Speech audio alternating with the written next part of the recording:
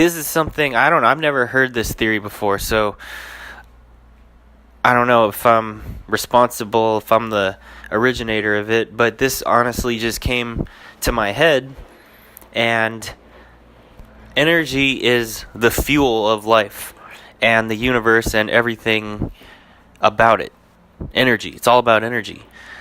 So energy comes and goes. It could be cultivated, it could be wasted, but you definitely need to use it. When you think about thoughts take up a lot of energy. It's invisible and it's not physical. So sometimes we forget that thoughts take up energy. But decision making takes up a lot of energy when it comes to thoughts. If you have a day where you don't have to make any decisions and everything's already chosen for you and laid out for you, you'll actually have more energy in the day.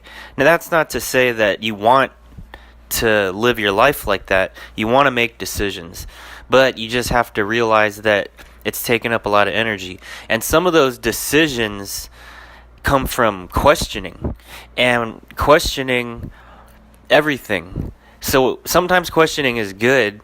It's good because then you're looking for the truth, but you also have to remember while you're doing that, you're using up a lot of your energy. Sometimes you need to conserve your energy if you want to direct it on a project or on anything, or if you just need to have a lot of energy. So that's why sometimes to be a boss, it's a lot harder than to be an employee. Because the employee doesn't have to make any decisions. The boss has to make all the decisions, and that's why the boss is more tired.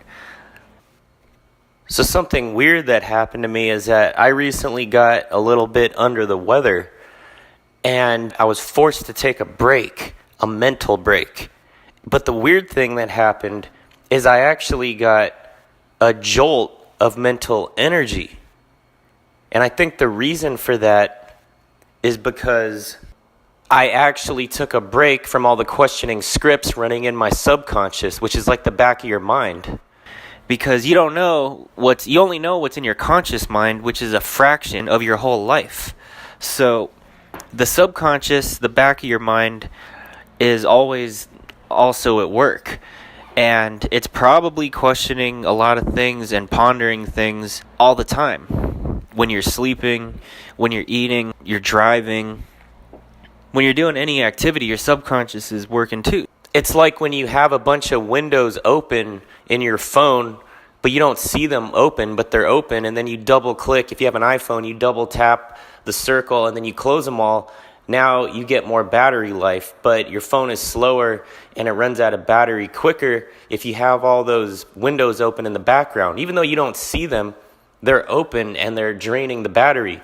That's equivalent to the baggage that you're carrying around in the subconscious. You're using up resources and energy, but you don't even know it. So dumping all those windows in your phone is equivalent to cleaning out the subconscious, and you'll get a jolt of energy from that. You should remember to think about energy, and it's more about organization, because you still want to be able to question things and make decisions, but if you don't organize it, you're just going to burn out all your energy. So if you want to be optimized, which you should be optimized, then you got to optimize your decision making and amount of questioning. Like some things you don't need to question after a while. You could spend some time with it, and then after a while, if it's not serving you any good, then you might as well just not question it anymore. But some things people just question forever, or they're just always questioning too much, where it's like you have to learn to trust your gut instincts so you're not having to bother your energy system on questioning and making up your mind about something. You should just be able to intuit it.